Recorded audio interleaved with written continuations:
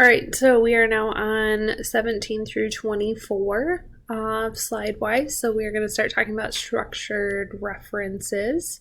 So structured references, we've talked about absolute cell references. Those are the ones with the dollar signs.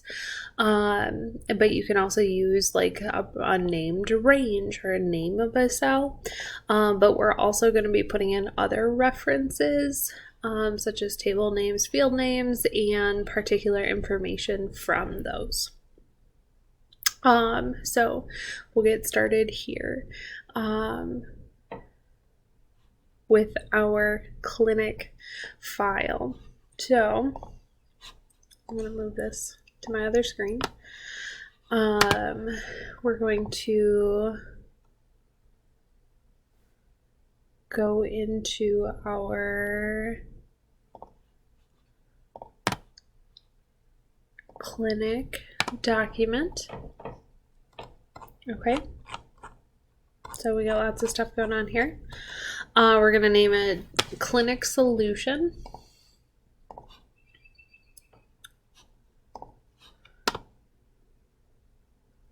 So I have to move where this is. I'm going to put it into steps work, lesson 1, clinic solution. All right, in this August sales worksheet, click anywhere inside the table that begins in row 6. So anywhere in here, we're in our table then. Click the design tab. And then in the properties group, click the text box under the table name. So right over here, all the way to the left. And we're going to give this whole table a name. Sales data. All one word, then press enter. Whenever you name stuff, a particular cell or a particular table, it has to be all one word. You can use underscores, but it all has to be one word. Now you can replace formulas at the bottom of the August sales worksheet with formulas that are easier to read, yet still with the same results. So you'll see what I'm talking about if we go down here. So we're going to go to D97, so this one right here. We're going to retitle this from all of those that cell range. When you start typing in SA, it pops up sales data.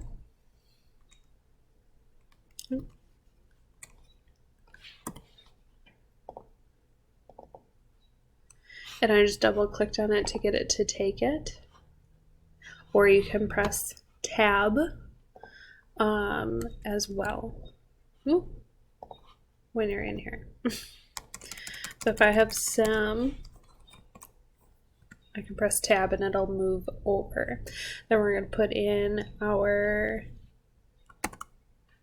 left bracket. Use the arrow keys to select the total sales.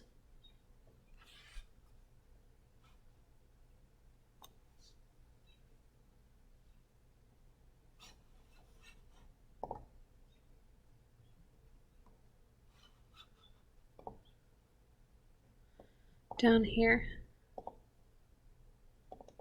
total sales.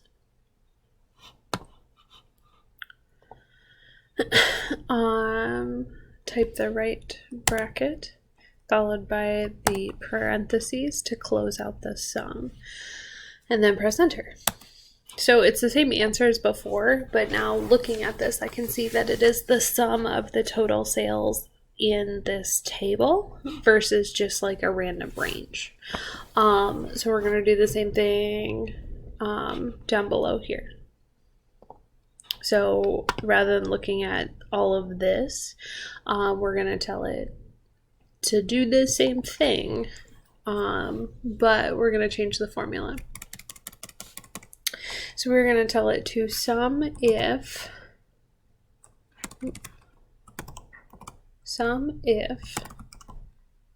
sales data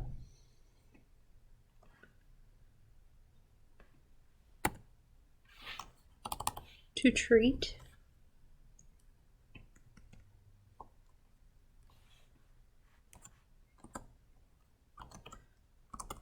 dog.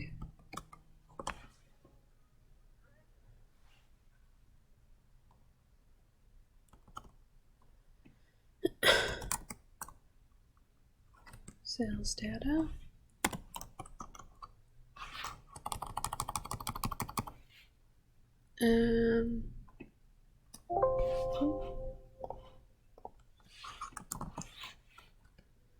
Total sales.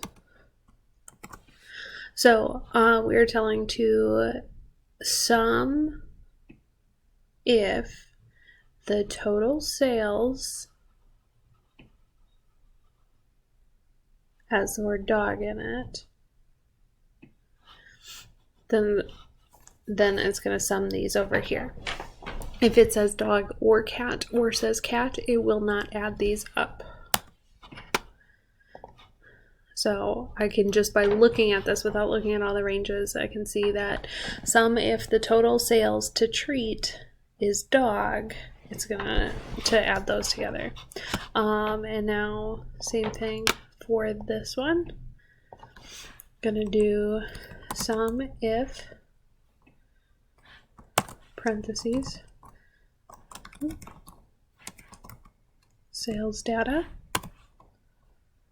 to treat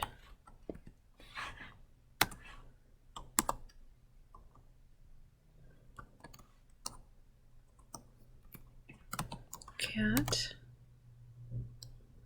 So if it says cat in there, then what should it sum?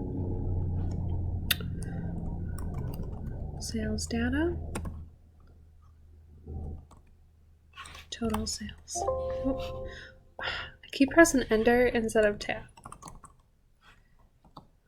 Total sales. Close and close. And now I have that. Now it says to save the workbook and close it. Save it, file, close. And looking at the next slide, it just shows us a picture, nothing that we need to do there.